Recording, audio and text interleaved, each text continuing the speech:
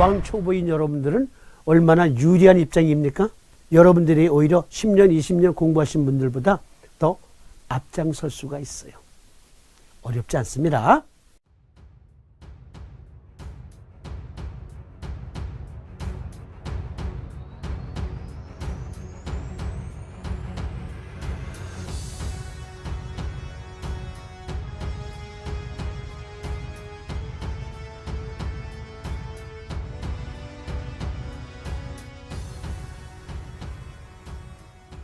그러면 간만에 밥방닷컴과 유튜브에 올려진 댓글 중에 유용한 댓글 몇 개 소개해드리고 요통문 강론 들어갑니다. 75세 남자분 두드러기 체험리입니다. 두드러기 때문에 술과 고기를 못 먹으니 사는 낙이 없다고 하소연하십니다.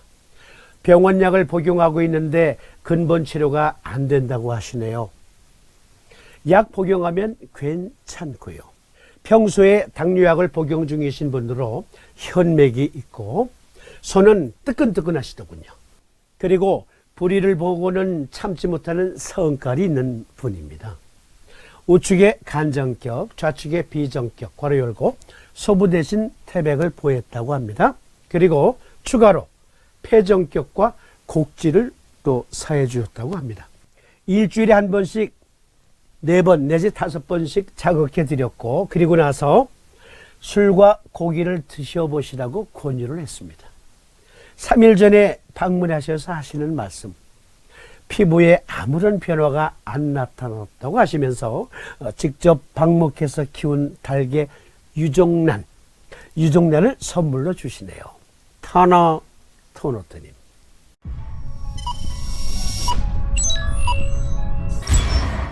지난주 산행의 여파로 허리가 뻑적지근한 게 영 낫지가 않았습니다. 책에 있는 갖은 요법을 다 동원해 보았으나 신통치 않았습니다.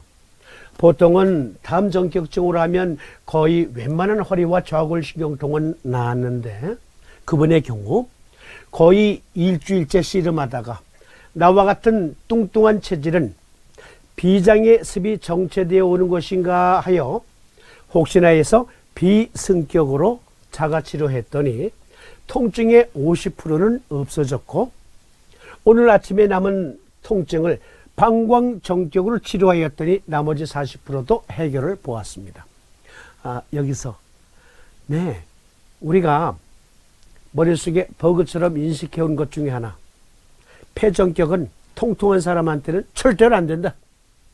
방광정격 역시 통통한 사람한테는 절대로 안 된다 했는데 임상으로 증명이 되잖아요.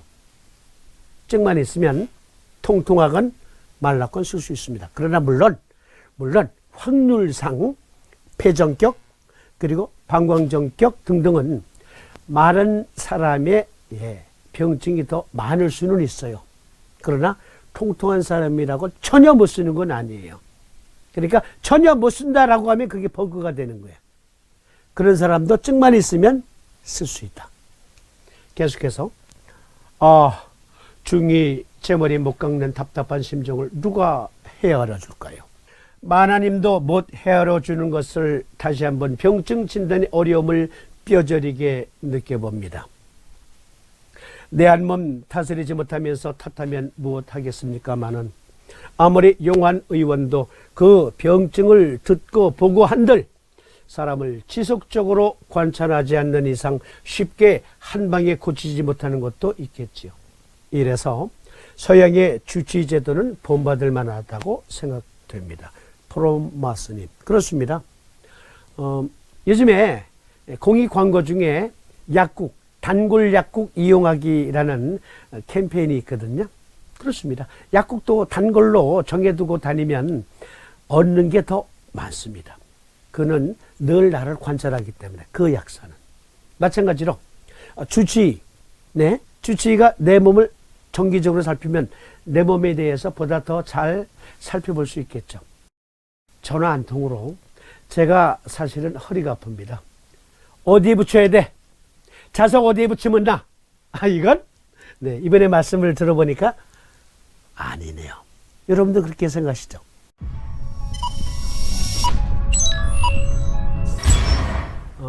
기프님께서 방송 감사합니다. 먼저 하트부터 누르고 듣지만 댓글의 질문도 어렵네요. 저는 언제 질문할 수 있는 수준이 될까요? 기프님. 이거 소개해드리면서 팟빵닷컴에 댓글을 올려주시는 것 아주 고마워요. 유튜브에 댓글 올려주시는 거 아주 고마운데 왜 좋아요는 생략하죠? 댓글을 올리려면 로그인 해야 되잖아요. 그렇죠? 기왕에 로그인 한 거 그거 0.1초도 안 걸리네. 좋아요 클릭. 아니 그걸 왜 생략해요? 좋아요도 눌러주세요. 먼저 하트부터 누르고 듣지만 네 그렇게 하시는 겁니다. 유튜브도 마찬가지고요. 선생님 안녕하세요. 늘 좋은 강의 잘 듣고 있습니다. 고맙습니다. 삼심자요법을 처음 접하고 공부할 때부터 지금까지 늘 고민하고 생각하는 것들 중에 아픈 환우들의 상태를 판단할 때 가장 기본이 되면서도 늘 판단하기 어려운 부분이 병성인 한과 열, 병세인 허와실이 중요하다고 생각합니다. 지금 환우의 대변 상태, 소변 상태, 맥 상태, 혀, 복진 등으로 알아보는 것으로 알고 있는데 늘 어렵네요. 죄송하지만 시간이 되시면 한번 총정리 부탁드립니다. 늘 부족함에 머리 숙여집니다. 건강 항상 챙기시고 3월달 세미나에서 뵙겠습니다. 하키마니아님. 먼저 하키마니아님께 네, 이거요 고박요략에 다 설명되어 있고요. 고박요략에 그리고 집대성 삼경주소 거기도 다 나오는 거예요. 그런데 왜 하키마니아님이 그걸 놓쳤을까? 성목곤 마을의 가밀로 신부님은 삼침의약, 집대성 삼경주소, 고박요략, 삼침자요법 등등 적어도 20-30번 이상 통독하셨답니다. 20-30번 이상 통독하셨다. 그러니까 하키마니아님, 나는 과연 삼침의약을 몇 번 통독했는가? 일단 요 질문은 그것으로 가름. 일단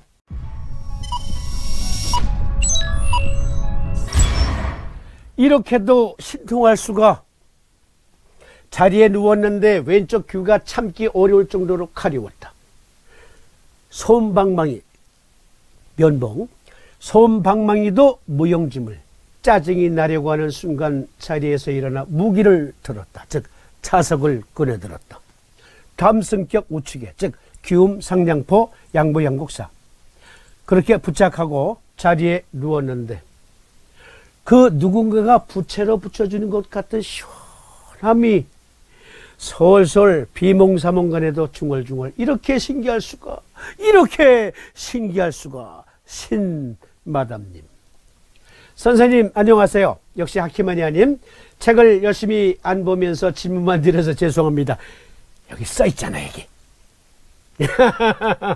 대청룡탕에서 마왕탕과의 차이를 번조, 즉 표한 내열이 있고 없는 것으로 구별하는 것은 이해했는데 고박요략 책에서 삼침적용 시 방광전격, 심수격, 담수격, 소장전격, 간전격은 이해가 어느 정도 되는데 삼초전격은 이해가 잘 안 되네요. 부족한 점 많은데 도움 부탁드립니다. 하키마니아님. 이건 제가 답 드릴게요. 마왕탕은 마황, 행인, 계지, 구감초로 구성되어 있어요. 마왕, 따끈따끈한 약이에요. 계지도 따끈따끈한 약, 그리고 구감초는 따끈한 약, 그리고 행인은 따끈한 약. 1, 2, 3, 4 순위로 따끈따끈한 약입니다. 그런데 마왕탕은 고열로 발열 오한할 때, 오풍할 때 쓰는 약이잖아요. 그러니까 마왕탕은 속에서 열을 밖으로 내뿜게 해서 그래서 땀을 내어서 쫓는 거예요. 독감으로 고열에 시달릴 때 열이 안 내려요? 방광전격을 놓았는데도 열이 안 내려요? 마왕탕 복용법에 마왕탕을 먹고 두꺼운 이불을 덮어야 돼요. 계지탕을 먹고 나서 뜨거운 죽을 먹고 그리고 이불을 덮어야 돼요. 그러면 땀이 나요. 열이 식어요. 고열로 시달릴 때, 그런 병에 노출됐을 때 방광 정격을 놓고 그냥 있는 게 아니라 이불을 덮고 땀을 내세요. 이불을 덮으면 땀이 나요. 방광 정격을 쓰면 땀이 나요. 왜? 우리 몸의 열 조절 시스템은 첫 번째, 고열일 때 땀으로 열을 식히려고 합니다. 뇌가 그것을 지휘해요. 동맥 그리고 방광경이 그 일을 수행합니다. 그런데요, 마왕부자 세신탕증이라고 있습니다. 마왕부자 세신탕증. 그러니까 고방요rek에 보면 소음병이 나오죠. 소음병. 소음병 편에 마황탕을 마일드하게 쓰면서 거기에 무엇이 들어갑니까? 부자가 들어가죠. 부자. 그렇습니다. 어떤 사람은요, 고열에 시달리는데 내 몸의 정기가 바이러스를 물리치는 힘이 부족해요. 동의학에서 상한눈에서 약을 쓰는 이유는 약으로 쫓는 게 아니에요. 약은 내 몸의 정기를 불러일으켜서 정기 스스로가 병사를 물리치게 하는 도미 역할을 할 뿐입니다. 그런데 마왕부자 세신탕을 써야 될 그러한 발열 오한인 사람은 신정격이나 또는 쉼정격 그리고 삼초정격을 선용하기도 하거든요. 그러니까 여기 대청룡탕증, 마왕탕증의 차이, 네, 맞습니다. 대청룡탕증은요, 열이 지독한 열이에요. 그리고 절대 무한, 완전히 그냥 분을 바른 것처럼 뽀송뽀송해요. 그리고 절대적인 고열입니다. 그래서 노골적으로 열을 식히는 해열제를 같이 쓴 거예요. 무엇? 석고. 네, 석고를 써서 내열 꺼주면서, 그리고 마왕탕과 같은 따끈따끈한 약은 기육의 체액을 자격해서 땀이 나게 함으로 열을 해하거든요. 그러니까 약에, 각각의 약에 특징이 있듯이, 즉 그 증에 맞는 특징이 있듯이 삼치법 역시 그러합니다. 고방요약 조금만 더 자세히 보시면 쉽게 이해가 되실 거예요. 어젯밤에 오른쪽 어깨가 아파서 잠을 못 잤다고 하는 사람이 사무실로 찾아왔습니다. 우병좌치, 좌병우치의 원칙에 따라 처음에 왼쪽의 소장정격을, 소장정격에 해당하는 부위에 자석을 부착했는데 50% 정도는 개선되었고 오른쪽에 자침을 하니 70% 정도 개선되었다고 합니다. 그리고 나서 왼쪽 곡지혈을 손가락으로 누른 상태에서 팔을 돌려보라고 하니 훨씬 부드러워졌다고 하여 왼쪽에 대장 정격을 추가하였더니 통증이 90% 없어졌다고 기뻐하며 돌아갔습니다. 프로마스님. 자, 여러분, 좌병 우치, 우병 좌치에서도 우리가 충분히 토론했지만 유튜브에 어떤 분들이 그러면 아픈 쪽에 침 놔도 통증이 멎는 경우는 무엇인가? 이제 그런 질문, 비슷한 질문이 계셨거든요. 여기에도 나오지만.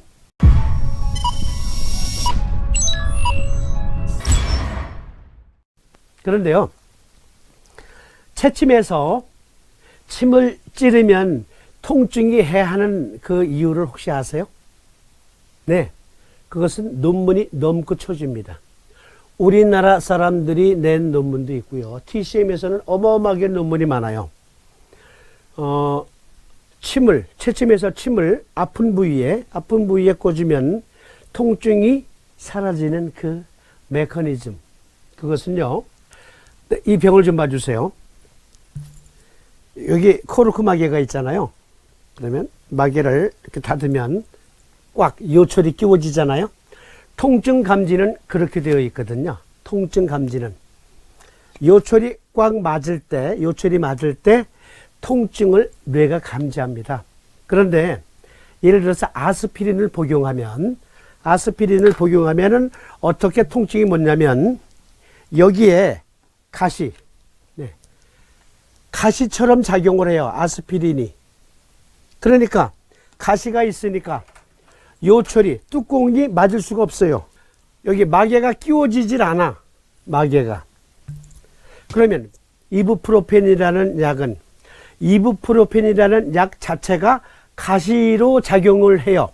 그래서 요철이 맞지 않게 방해를 하기 때문에 통증이 멎습니다.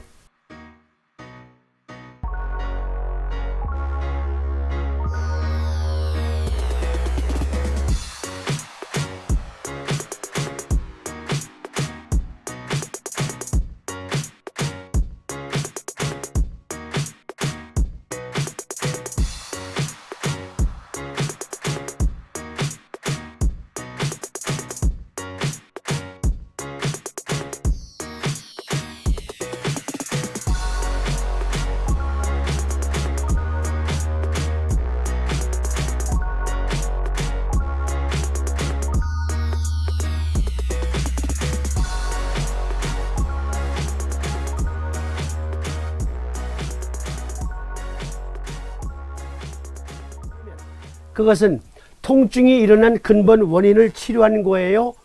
뇌를 속인 거예요? 네, 뇌를 속인 거예요. 아스피린은 뇌를 속였다. 이부프로펜도 뇌를 속였다. 그러면 체침에서는 아시올에 꽂든 특정 경혈에 꽂든 아픈 부위 쪽으로, 그러면 뇌에는요 마약 진통제가 방출이 됩니다. 마약과 같은 그것을 오피오이드라고 해요. 몰핀, 아편과 같은 진통 효과를 나타내는 뇌에 특수 케미칼이 방출이 돼요. 그러면서 통증을 멎게 합니다. 그러니까 완전히 복구를 한 게 아니라 역시 침으로 뇌를 속인 거예요.